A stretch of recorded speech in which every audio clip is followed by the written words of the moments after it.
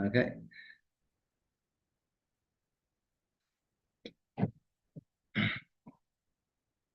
One of the big rabbis came to America before World War II. I think he came in the 1930s. There Moshe Feinstein, Rabbi Feinstein, big posek, Igros Moshe. And he lived in the Lower East Side, which was one of the biggest Jewish communities in the world then. And the shuls were, every single block had a few shuls, shtiblach. Everywhere you went in America, there were shuls back then. And however, the children all were sent to public school. There weren't too many yeshivas. And they all went to Hebrew school or Talmud Torah after school was over. But by and large, the young generation did not keep, the way of Torah, mitzvahs, keep Shabbos, kosher, or any of that, unfortunately. So they asked Moshe Feinstein, like, what did we do? Where did we go wrong? Back then there was a 6-day work week. The only day off was Sunday. And he says, and so every week, many parents, many a husband, many a father, they would go to work for a whole week. And then on Friday, they would leave work early to go home for Shabbos. And the boss would tell them, if you don't come tomorrow, Saturday, don't bother coming back on Monday. And every week, they would have to look for a new job. And unfortunately, families had tremendous difficulties, hardships, trying to keep Shabbos. And many, many people persevered with Mesiras Nefesh, with the literal self-sacrifice. So he says, we work so hard. Where did we go wrong? How come our kids aren't following that same path? If we invested everything we have. Moshe Feinstein says, when a father would come home on Monday from his house, to his house, had just been fired from my next job, and he would say, hard to be a Jew. Schwer zu sein a Yid. Hard to be a Jew. Nebach, unfortunately, we have to be a Jew. We have to do this. What message do the kids get? It's hard to be a Jew. Why should I choose a hard life? But if someone come home, a simcha says, Baruch Hashem, Hashem gave me the opportunity to show my loyalty, my dedication to Him. And even if it's going to cost me a job, Hashem will provide for me somehow. And be b'simcha, then it would have had a very different outcome. That's, you could say, the message of today's Gemara. Shalom Aleichem, Rebbe Label. Today's Gemara is all about a shul. A shul is a place of life. Shul is a place of excitement, happiness. A shul is not meant for hespedim. Hesped is a eulogy.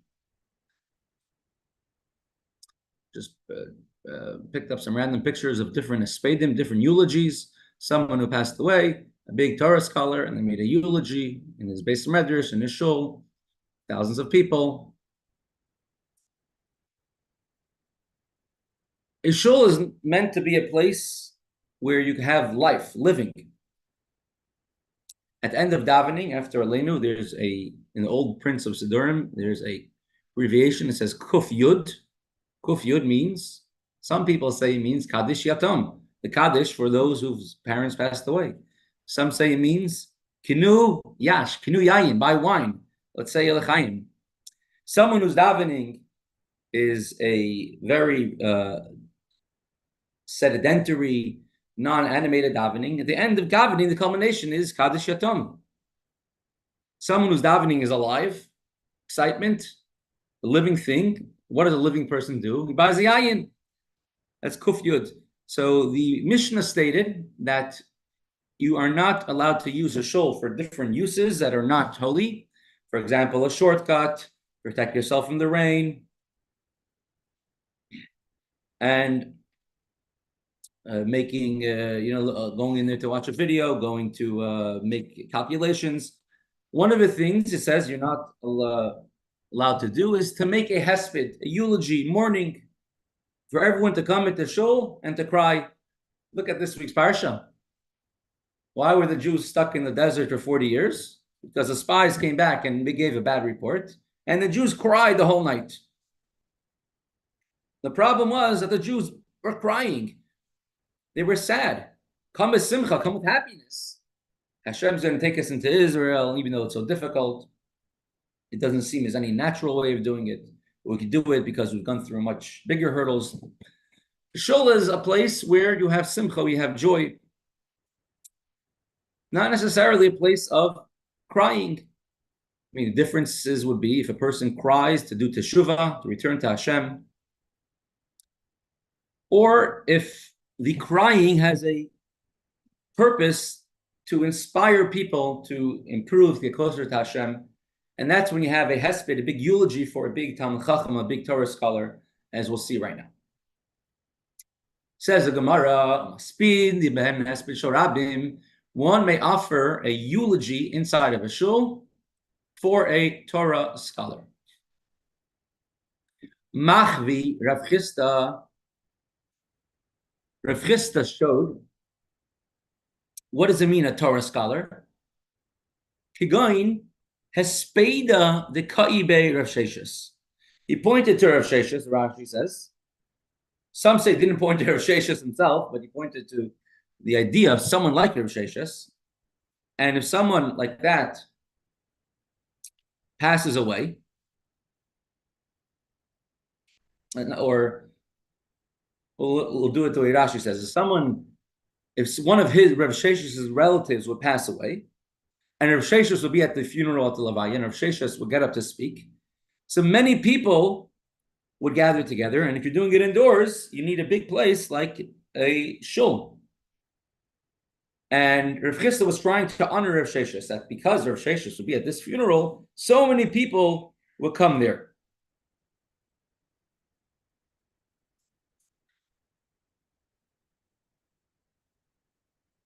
Rav Sheshes,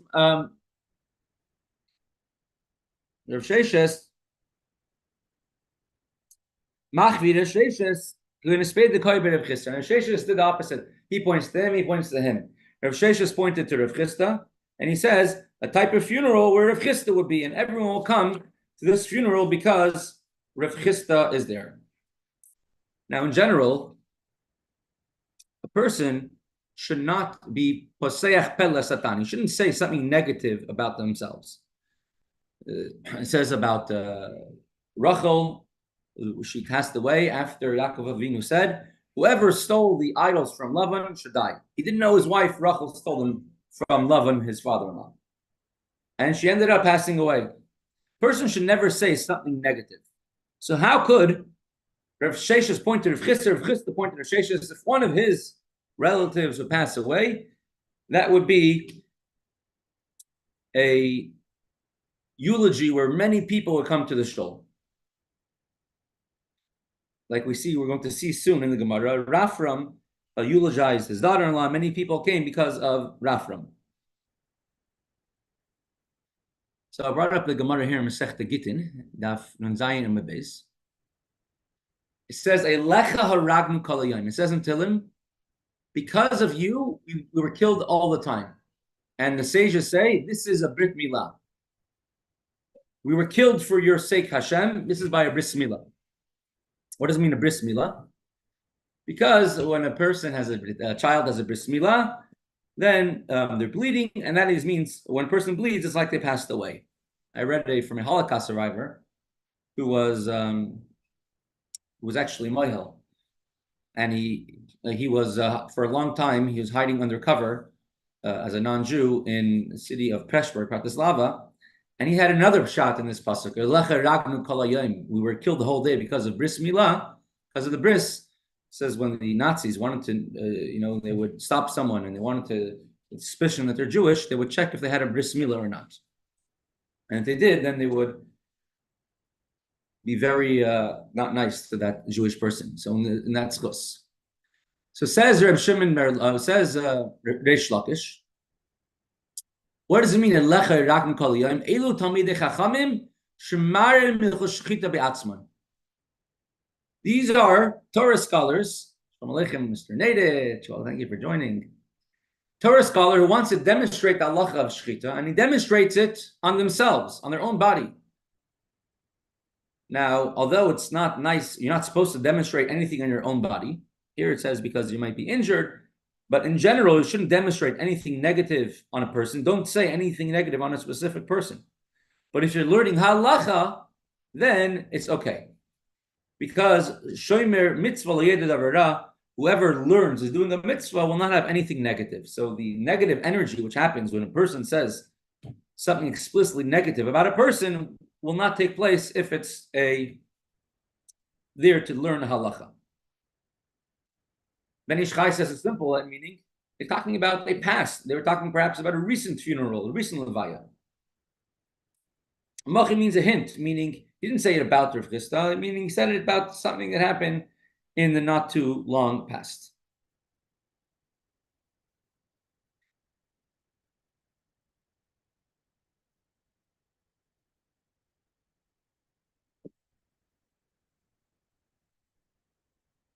So now that we established the only time you're allowed to have a eulogy inside of a shul is if it's for a large crowd which could fit in a shul, and then it's honor of the Torah, honor of the Jewish people.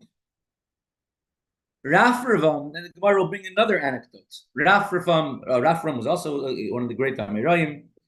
Aspada lekalase bebeknishta, his daughter-in-law passed away, and he made the eulogy inside of the shul. Amar, he says, Mishum yikra didi udemisu ale kule alma.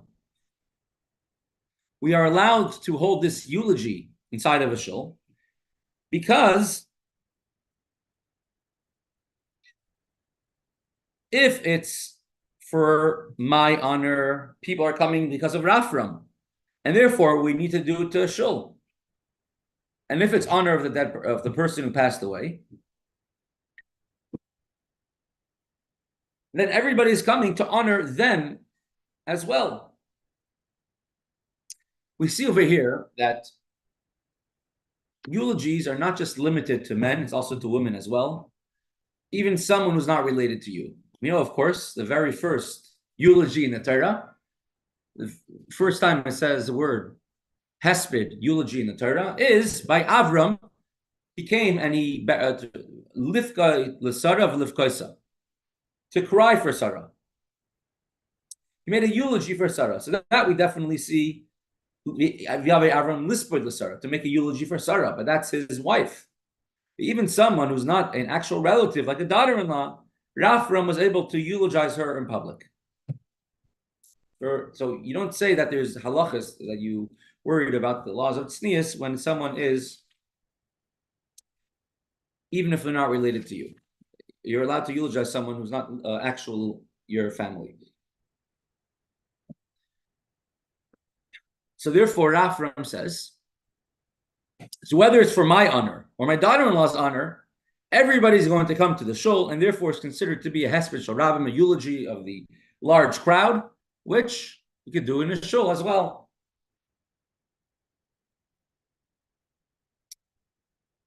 Continues the Gemara. We're going to talk about different types of eulogizations, and we're going to talk about the greatness of the place, which is not just in our minds, but the whole world's minds, who, even though there's so many other problems in the world, they focus on Eretz Yisrael. We'll talk about the greatness of Eretz Yisrael. Reish Lakish, Safte Lahud Surba de Rabbanan, the great Reish Lakish, we've learned a lot about him, was a Torah scholar, a bandit, and a Torah scholar, married to the sister of Rebbe Chaim. And there was a certain young Torah scholar who would travel very frequently to Eretz Yisrael, but he lived in Bavel, which would be in southern Iraq. Davitani Ilchasa. He would teach Torah, but he wasn't just a Torah scholar, but he was also a great teacher. He had 24 rows of benches of students, or well, then they weren't really benches, they would sit on the ground, and the teacher would sit on a stool. So 24 rows of students would be sitting in front of him to learn Torah.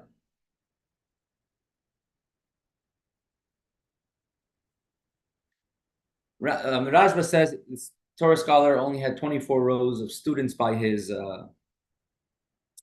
actual funeral, but he had many, many students.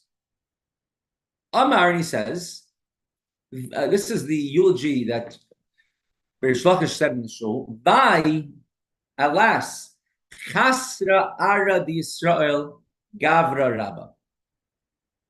The land of Israel has lost a great man. What's so unique saying about the land of Israel lost a great man? So we're going to see that when it came to Eretz Yisrael, I guess those who lived in Eretz Yisrael, they would need a lot of encouragement to push in order to learn Torah. In general, in Eretz Yisrael at that time was under the Roman influence, the Roman sphere. There's a lot of persecution going on in Eretz Yisrael. The Talmud Yerushalmi is not nearly as explained as the Talmud Bavli, does not have as much length and does not have as much explanation. So in Eretz Yisrael, in order to encourage people to learn Torah, you needed a lot of positive reinforcement. Beautiful, how great you are. In Bavel was a place of, it was under the Persian, it was under the, not the Romans, not sure exactly what was under, but over there in Bavel, the Jews were able to live more in peace. There weren't persecutions going on from the Romans, and the Talmud, the Bavli, was able to be thoroughly baked and kneaded and written. And in Bavel, they would not be giving as much praise to Torah scholars as in Eretz Yisrael. So in Eretz Yisrael, someone who learned Mishnayos, Hilchasa, Halacha, but we've had before earlier that just a little bit previously up the page, that Hilchasa meant Mishnayos. However, in Eretz Yisrael, Davatani, Hilchasa, there was a certain person who was a very big Torah scholar. He learned Halacha, Sifra, Sifri, V'tesefta. Sifra, Sifri are all the Midrashim on the Chumash. Tesefta is all the Brises, which do not make it into the Gemara or into the Mishnah, into the. These are all the extra Brises. And he was a very big Torah scholar.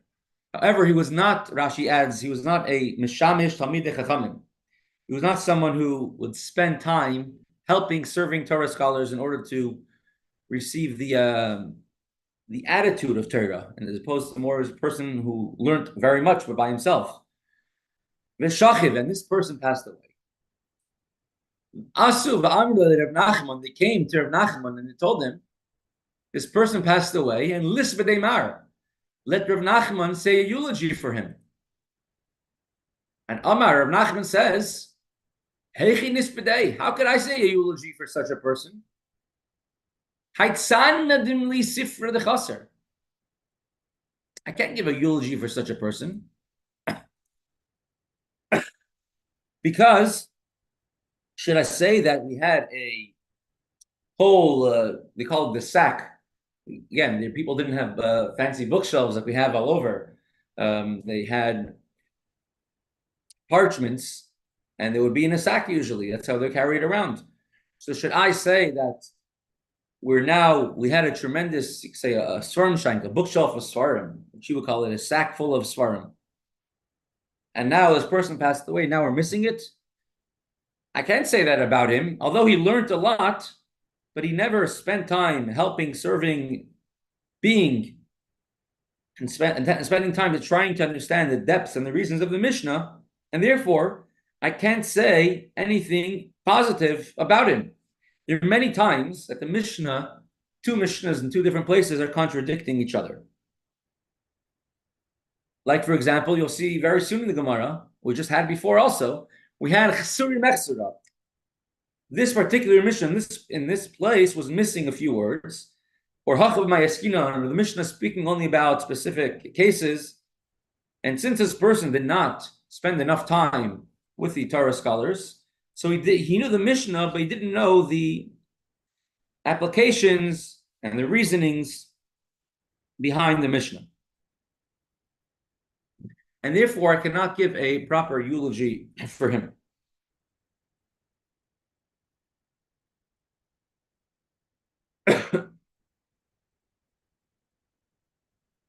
If you look at the terminology of Reish Lakish's eulogy, he says, Vai, alas, Chasra Arad Yisrael, Gavra Rabba, the land of Israel has lost a great man, about a person who just learned Mishnah. Chaim Sofer says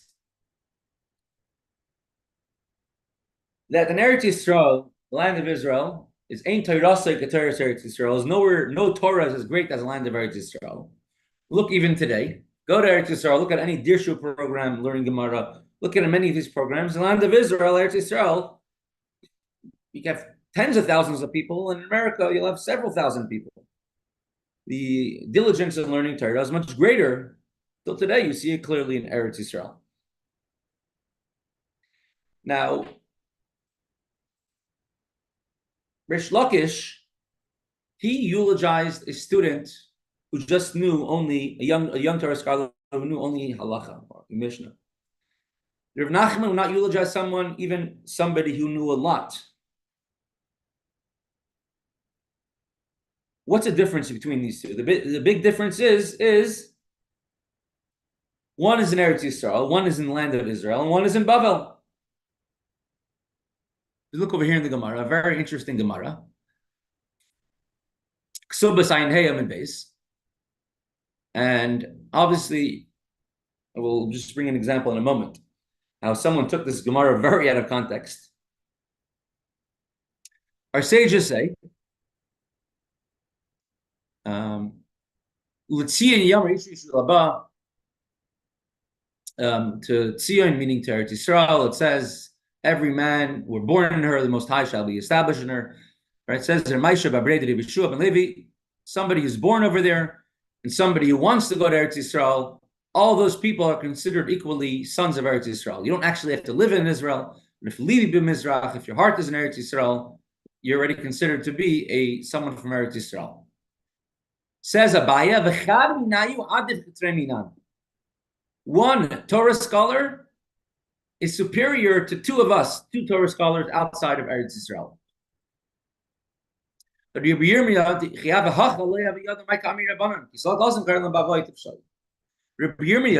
buried in Tiberia, middle of the street in Tiberia.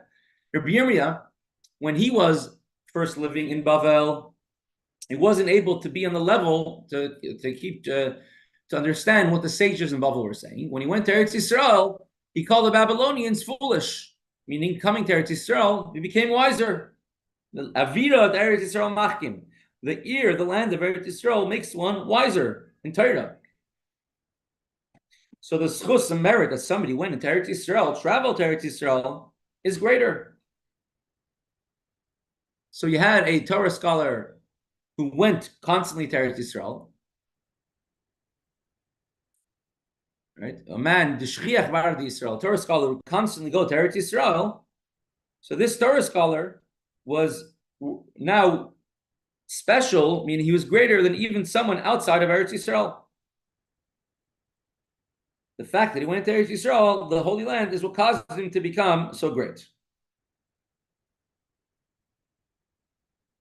And that's why Reish Lakish said this eulogy in Aramaic, even though he lived in Eretz Yisrael, because he wanted to bring out the point that it was a fact that this man came from Bavel is what made him so great now when he came to Eretz Yisrael.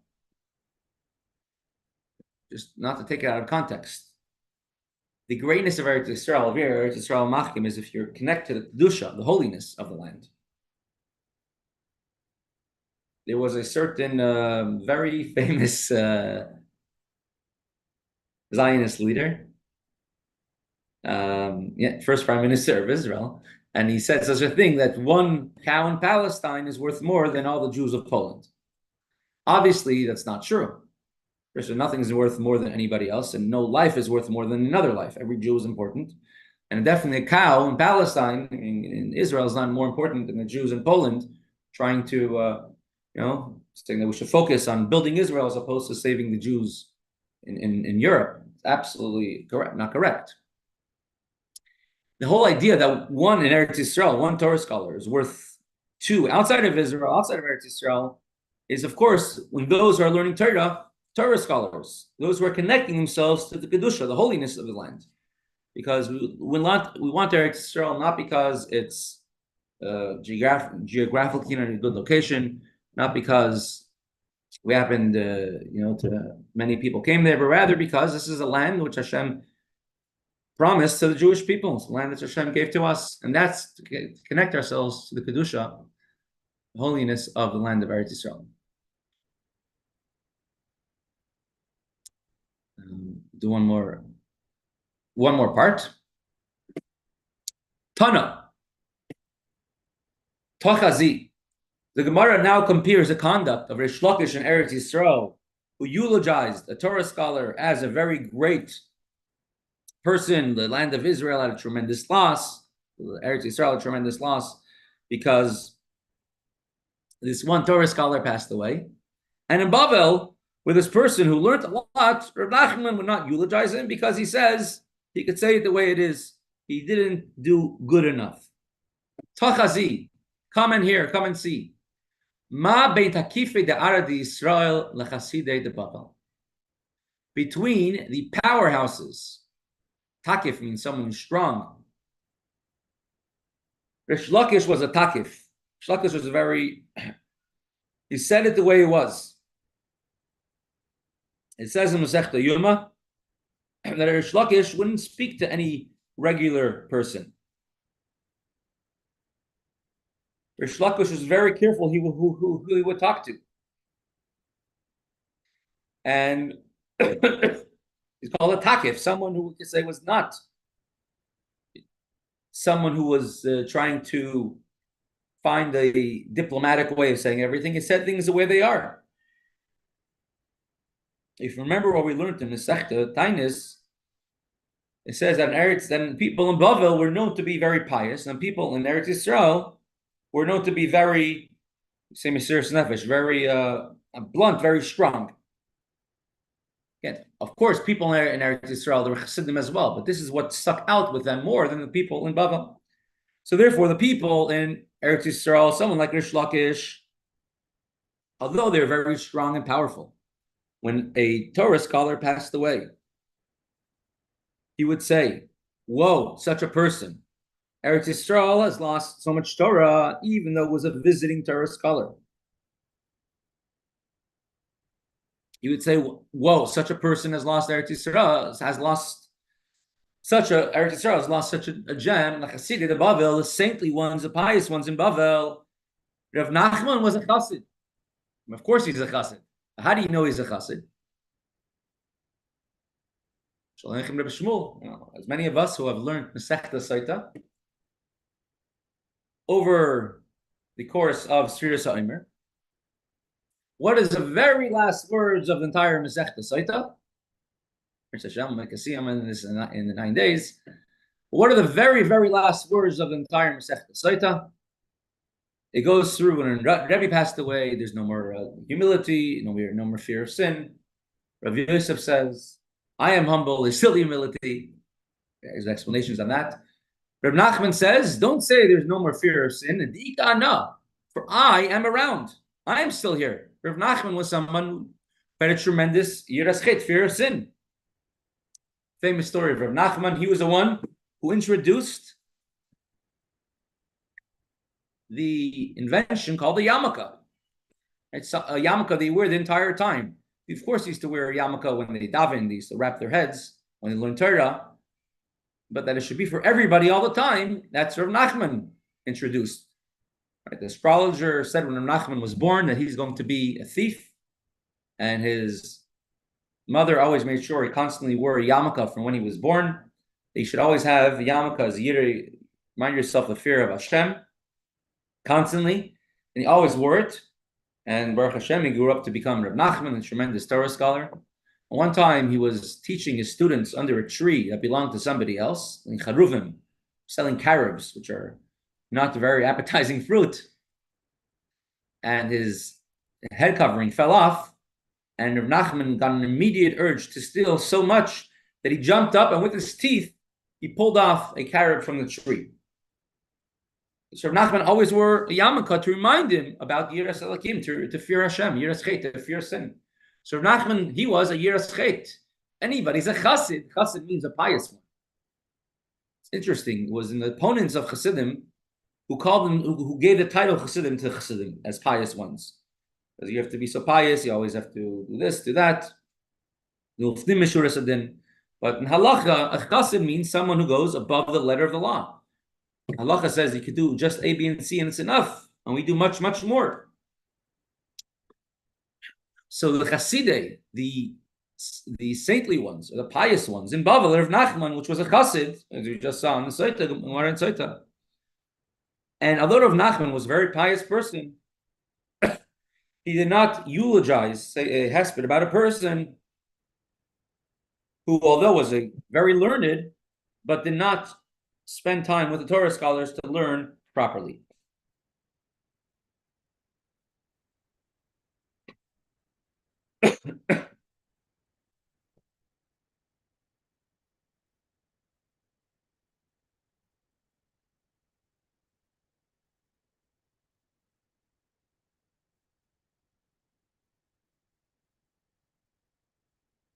Why did Rav Nachman? Why did Reish Lakish not want to? Why did Rav Nachman not want to eulogize this particular person? So that's a point of discussion, a point of contention. But in short, that this person had a potential and did not fulfill it. And being a chassid, being who he was, he did not want to give credence to such a thing. That people shall learn from him.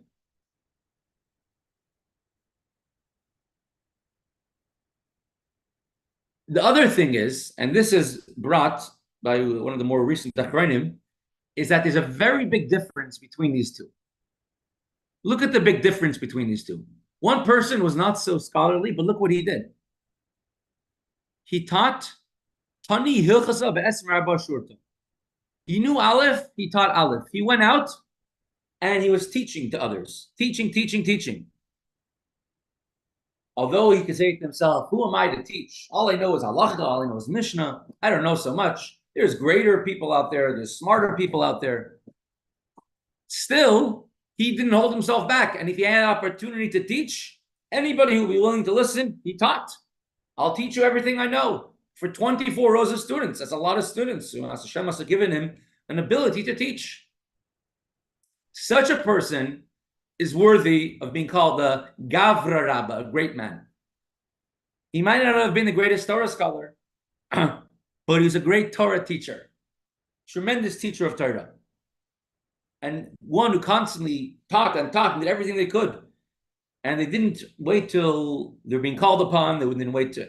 He's such a person, which Reish Lakish, who himself was a very strong personality, very demanding personality, Reish Lakish himself called him a Gavra Rabba. Why is he a great man? Because he had 24 rows of Talmidim. This other person, Rav Nachman, who himself is a chassid, Rav Nachman is a pious person. Rav Nachman says this other person might have learned a lot, but he was a sack of Svarim, but I can't even call him a sack of Svarim because he never went further. He didn't spend time with the Torah scholars, and he also didn't spend time teaching. But where do we see in the Gemara that he says he sat in the back? He was in the 24th row of the study hall. No, it says the Habitani, he would teach 24 rows. Oh, it says he would teach halacha in the 24th row. That's Rashi over here says that he would teach 24 rows of Talmidim. That's going according to Rashi. See the translation here. If you look at Rashi over here, let me bring it up over here. Is it interesting how the translation is a point for Ket? You know what I mean? He sat in the back because he wasn't a scholar. Correct.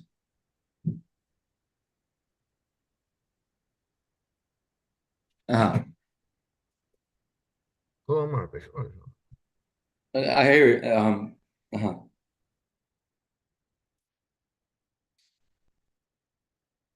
Interesting. Okay, so this is just one period I saw. Yeah, sure, guys.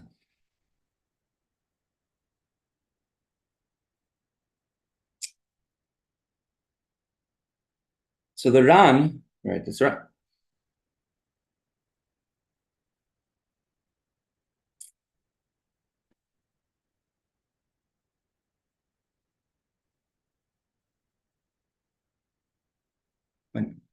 I could go through all the different pirushim here. There's a Marsha, there's a Ran, there's a Rashba. Marsha says that he sat in the 24th row. The Ran says that he taught 24 rows. Right. So according to the Marsha, he said that he eulogized him in front of all 24 rows, but he was sat in the last row. The Ran and the Rashba, they both say that he would be teaching to others. He would be teaching the Mishnah and he would be teaching the Gemara. Interesting. So this is, there are two different pirushim here. So that's the Rashi over here. This is not Rashi, but that's what it's a pirush.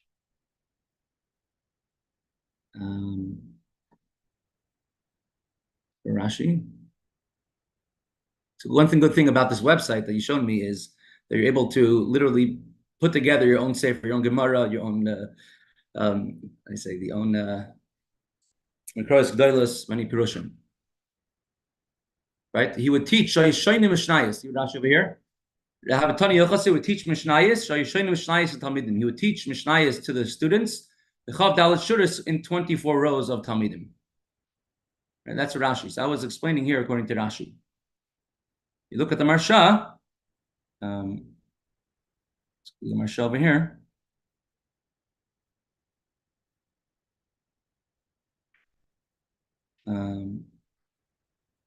No.